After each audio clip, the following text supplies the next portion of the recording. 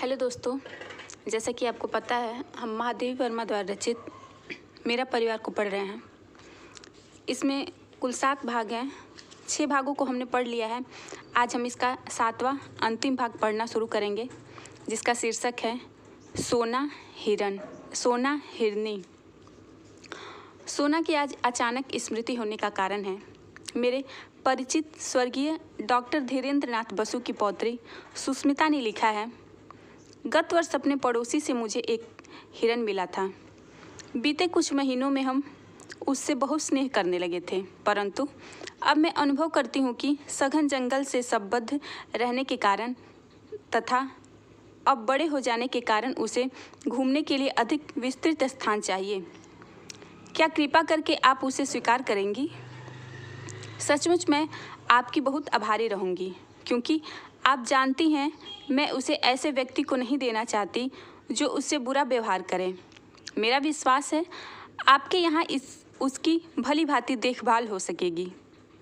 कई वर्ष पूर्व मैंने निश्चय किया कि अब हिरन नहीं पालूंगी, परंतु आज उस नियम को भंग किए बिना इस कोमल प्राणीजीव की रक्षा संभव नहीं है। सोना भी इसी प्रकार अचानक आई थी, परंतु वह तब तक अपनी शैशवावस्था भी पार नहीं कर सकी थी। सुनहरे रंग के रेशमी लक्षों की गांठ के समान उसका कोमल लघु शरीर था। छोटा सा मुंह और बड़ी पानीदार आंखें। देखती थी तो लगता था कि अभी छलक पड़ेंगी। उसमें प्रसुप्त गति की बिजली की लहर आंखों में कौन जाती थी। सब उसके सरल शिशु रूप से इतने प्रभावित हुए कि किसी चंपक वर्णा रूपसी के उन्मुक्त सोना, सुवर्णा, सुवर्णलेखा आदि नाम उसका निष्परिचय बन गए। परंतु उस बेचारे हिरन शवक की कथा तो मिट्टी की ऐसी व्यथा कथा है जिसे मनुष्य की निष्ठुरता गढ़ती है। वह न किसी दुर्लभ खान के अमूल्य हीरे की कथा है और न अथाह समुद्र के महार्घ मोती की। निर्जीव वस्तुओं से मनुष्य अपने शरीर का प्रसाधन मात्र करता है, अतः उनकी स्थिति में परिवर्तन के अतिरिक्त कुछ कथनीय नहीं रहता। परंतु सजीव से उसे शरीर या अहंकार का जैसा पोषण अभीष्ट है, उससे जीवन मृत्यु का संघर्ष है, जो सारी जीवन कथा का तत्व है। जिन्होंने हरितिमा में लहराते हुए मैदान पर छलांग भरते हुए हिरन के झुंड को देखा होगा, वही उस अद्भुत गतिशील सौंदर्य की कल्पना कर सकते हैं।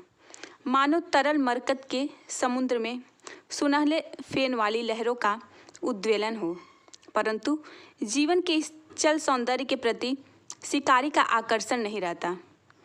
मैं प्रायः सोचती हूँ कि मनुष्य जीवन की ऐसी सुंदर ऊर्जा को निष्क्रिय और जड़ बनाने के कार्य को मनोरंजन कैसे कहता है।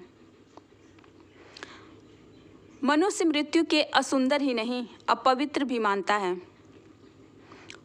उसके प्रियतम आत्मीय जन का शव भी उसके निकट अपवित्र, अस्पृश्य तथा भयजनक हो उठता है। जब मृत्यु इतनी अपवित्र और असुंदर है, तब उसे बांटते घूमना क्यों अपवित्र और असुंदर कार्य नहीं है, यह मैं समझ नहीं पाती।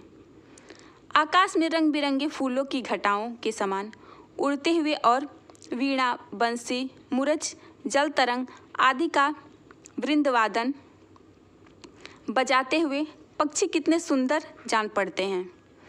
मनुष्य ने बंदूक उठाई, निशाना साधा और कई गाते उड़ते पक्षी धरती पर ढेले के समान आ गिरे। किसी की लाल पीली चोंच वाली गर्दन टूट गई, किसी के पीले सुंदर पंजे टेढ़े हो गए और किसी के इंद्रधनुषी पंख बिखर गए। छत विछत रक्त स्नात उस मृत अर्धमृत लघुपातों में न अब संगीत है न सौंदर्य, परंतु जब भी मरने वाला अपनी सफलता पर नाच उठता है, परंतु तब भी मरने वाला अपनी सफलता पर नाच उठता है।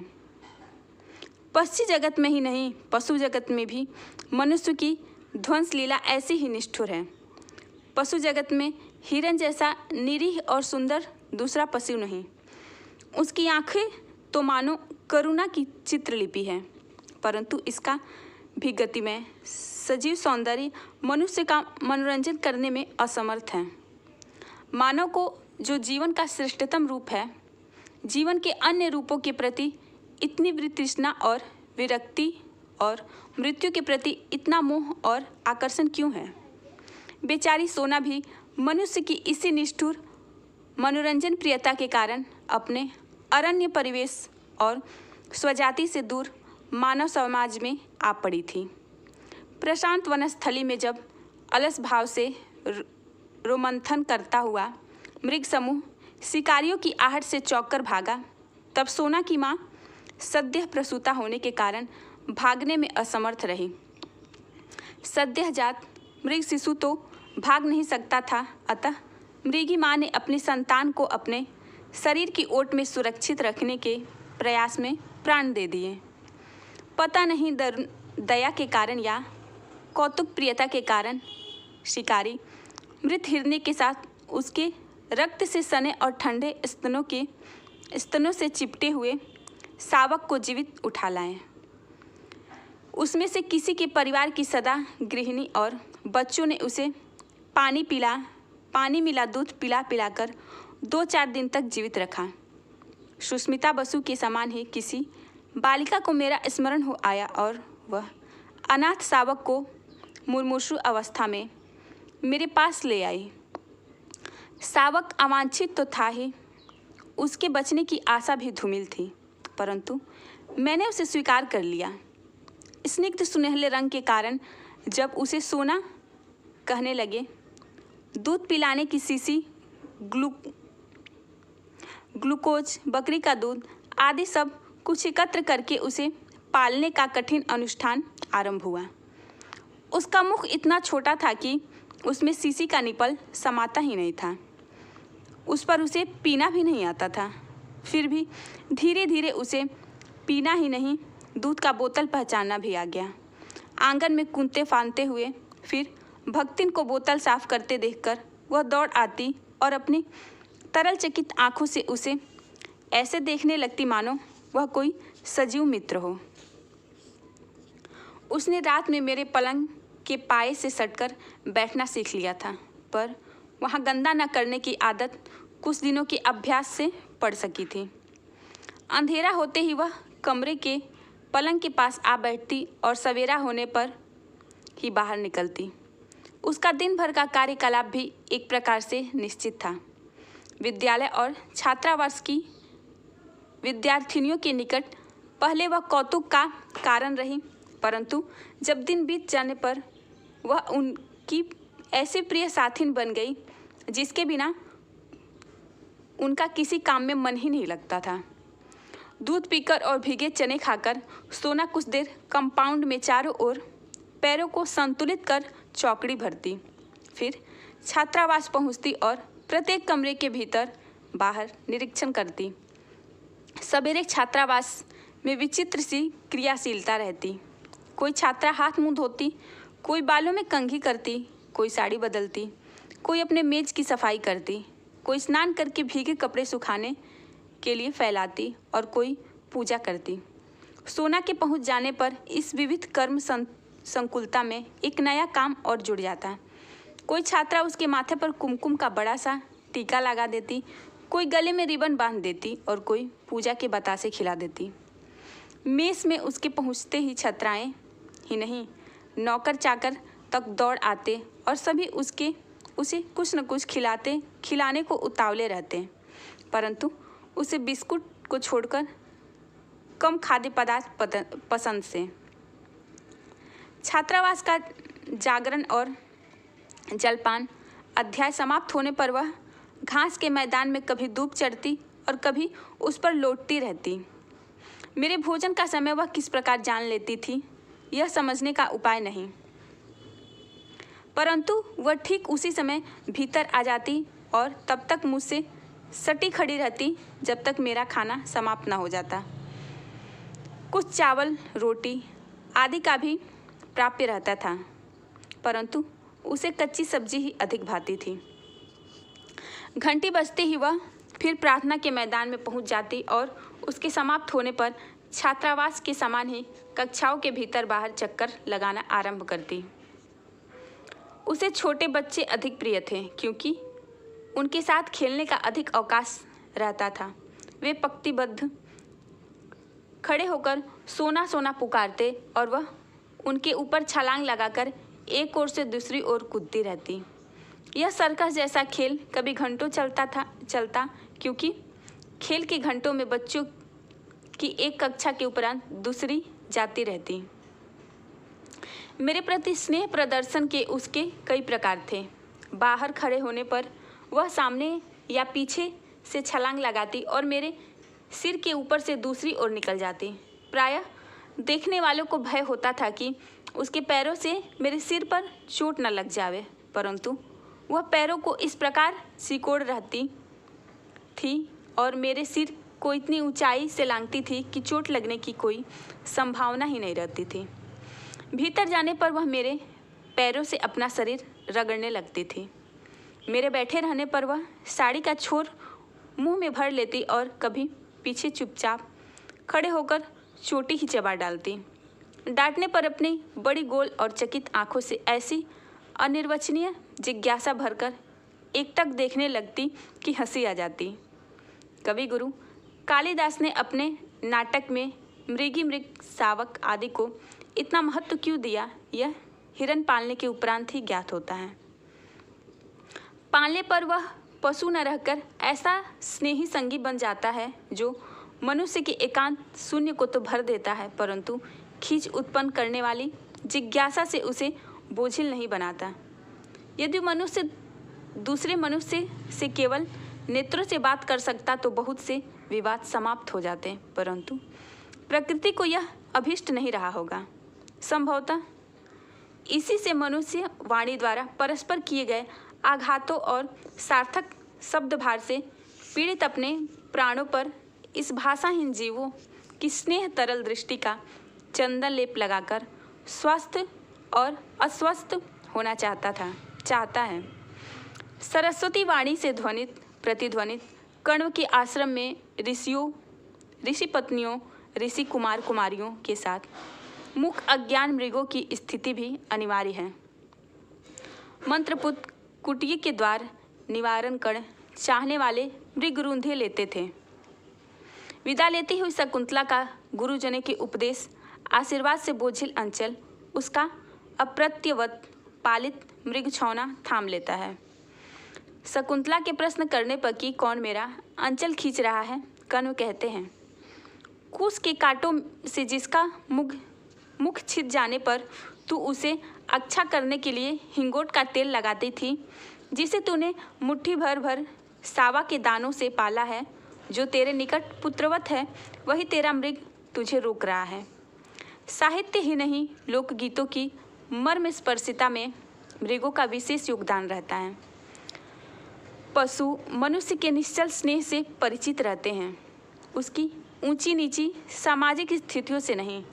यह सत्य मुझे सोना ने अनायास प्राप्त हो गया। अनेक विद्यार्थिनियों की भारी भरकम गुरुजी से सोना को क्या लेना देना था, वह तो उस दृष्टि को पहचानती थी जिसमें उसके लिए स्नेह छलकता था, और उन हाथों को जानती थी जिन्होंने यत्नपूर्वक दूध की बोतल उसके मुख में लगाई थी। यदि सोना को अपने स्नेह की अभिव्यक्ति के लिए मेरे सिर के ऊपर से कूदना आवश्यक लगेगा तो वह कूदेगी ही। मेरी किसी अन्य परिस्थिति से प्रभावित होना उसके लिए संभव ही नहीं था। कुत्ता स्वामी और सेवक का अंतर जानता है और स्वामी से स्नेह या क्रोध की प्रत्येक मुद्रा से परिचित रहता है। स्नेह से बुलाने पर वह गदगद होकर निकट आ जाता है और क्रोध करते ही सभीत और दयनीय बनकर दुबक जाता है, पर हिरन यह अंतर ही नहीं जानता, अतः उसका अपने पालने वाले से डरना कठिन है। यदि उस पर क्रोध किया जावे तो वह अपनी चकित आंखों में और अधिक विस्मय भरकर पालने वाले की दृष्टि से दृष्टि मिलाकर खड़ा रहेगा, मानो पूछता हो क्या यह उचित है। वह केवल स्नेह पहचानता है, जिसकी स्वीकृति करने के लिए उसकी विशेष चेष्टाएं हैं। मेरी बिल्ली गोधुली, कुत्ते हेमंत बसंत, कुत्ती फ्लोरा सब पहले इस नए अतिथि को देखकर रुष्ट हुए, परंतु सोना ने थोड़े ही दिनों में सबसे साक्ष्य स्थापित कर लिया। फिर तो वह घास पर लेट जाती और कुत्ते बिल्ली उस पर उछलते कूदते रहते। कोई उसके कान खींचता, कोई पैर। जब वे इस खेल में तन्मय हो जाते तब वह अचानक चौकड़ी भरकर भागती और वे गिरते पड़ते उसके पीछे दौड़ लगाते। वर्ष भर का समय बीत जाने पर सोना हरिण शावक से हिरनी में परिवर्तित होने लगी। उसके शरीर के पिताभ रोएं ताम्रवर्णी झलक देने लगे। टांगे अधिक सुडौल और खुरों के कालेपन में चमक आ गई। ग्रीवा अधिक बंकिम और लचीली हो गई। पीठ में भराव वाला उतार चढ़ाव और स्निग्धता दिखाई देने लगी, परंतु सबसे अधिक विशेषता तो उसकी आंखों और दृष्टि में मिलती थी। आंखों के चारों ओर खिंची कज्जल कोर में नीले गोलक और दृष्टि ऐसे लगती थी मानो नीलम के बल्बों में उजली विद्युत का स्फुरण हो। संभवतः अब उसमें वन तथा स्वजाति का स्मृति संसार जागने लगा था। प्रायः सूने मैदान में वह गर्दन ऊंची करके किसी की आहट की प्रतीक्षा में खड़ी रहती। वासंती हवा बहने पर वह यह मूक प्रतीक्षा मार्मिक हो उठती। शैशव के साथियों और उनकी उछल कूद से अब उसका पहले जैसा मनोरंजन नहीं होता था, अतः उसकी प्रतीक्षा के क्षण अधिक होते जाते थे। इसी बीच फ्लोरा ने भक्तिन की कुछ अंधेरी कोठरी के एकांत कोने में 4 बच्चों को जन्म दिया और वह खेल के संगियों को भूलकर अपनी नवीन सृष्टि के संरक्षण में व्यस्त हो गई। एक दिन सोना अपनी सखी को खोजती रही, फिर उसे इतने लघु जीवों से घिरा देखकर उसकी स्वाभाविक चकित दृष्टि गंभीर विस्मय से भर गई। एक दिन देखा फ्लोरा कहीं बाहर घूमने गई है और सोना भक्तिन की कोठरी के निश्चिंत लेटी हुई है। पिल्ले आंख बंद रहने के कारण ची ची करते हुए सोना के उदर में दूध खोज रहे थे। तब से सोना के नित्य के कार्यक्रम में पिल्लों के बीच से लेट जाना भी सम्मिलित हो गया। आश्चर्य की बात यह थी कि फ्लोरा हेमंत, वसंत या गोधुली की तो अपने बच्चों के पास भटकने भी नहीं देती थी, परंतु सोना के संरक्षण में उन्हें छोड़कर अस्वस्थ भाव से इधर उधर घूमने चली जाती थी। संभवतः वह सोना की स्नेही और अहिंसक प्रकृति से परिचित हो गई थी।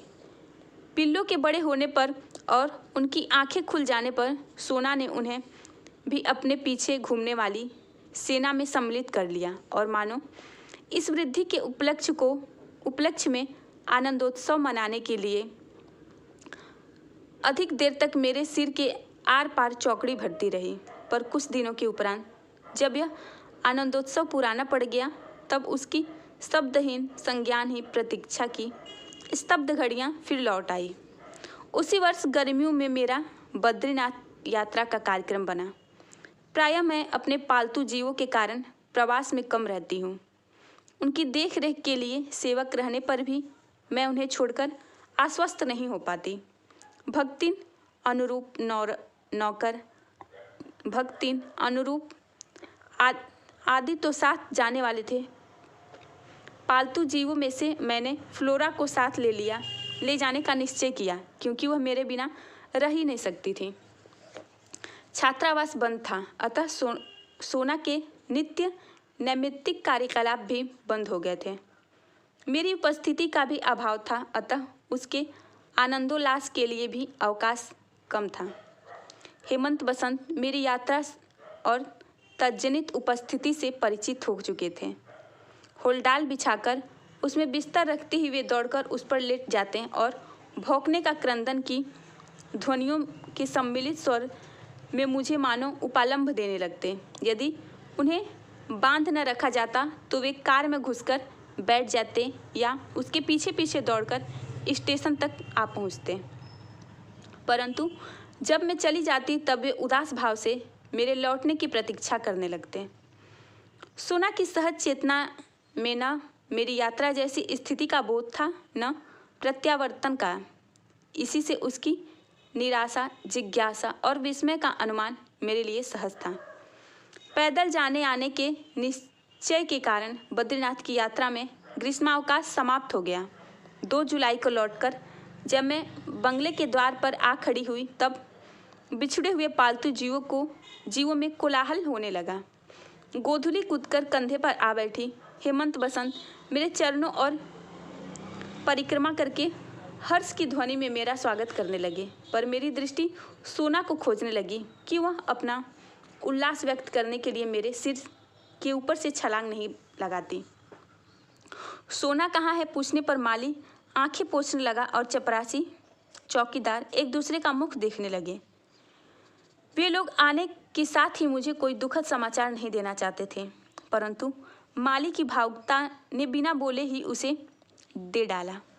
ज्ञात हुआ कि छात्रावास के सन्नाटे और फ्लोरा के तथा मेरे अभाव के कारण सोना इतनी अस्थिर हो गई कि इधर उधर कुछ खोजती सी वह प्रायः कंपाउंड से बाहर निकल जाती। इतनी बड़ी हिरनी को पालने वाले तो कम थे, परंतु उसमें खाद्य और स्वाद प्राप्त करने के इच्छुक व्यक्तियों का बाहुल्य था। इसी आशंका से माली ने उसे मैदान में एक लंबी रस्सी से बांधना आरंभ कर दिया था। एक दिन ना जाने किस स्तब्धता की स्थिति में बंधन की सीमा भूलकर वह बहुत ऊंचाई तक उछली और रस्सी के कारण मुख के बल धरती पर आ गिरी। वह उसकी अंतिम सांस और अंतिम उछाल थी। सब उस सुनहले रेशम की गठरी से शरीर को गंगा में प्रवाहित कर आए और इस प्रकार किसी निर्जन वन में जन्मी और जनसंकुलता में पली सोना की करुण कथा का अंत हुआ। यह सुनकर मैंने निश्चय किया था कि हिरन नहीं पालूंगी, पर संयोग से फिर हिरन पालना पड़ा। दोस्तों, यह भाग यहीं समाप्त होता है और इसके साथ ही महादेवी वर्मा रचित मेरा परिवार के 7 भाग समाप्त होते हैं। इसके आगे की वीडियो में हम और अन्य रचनाएं पढ़ेंगे। तब तक के लिए धन्यवाद।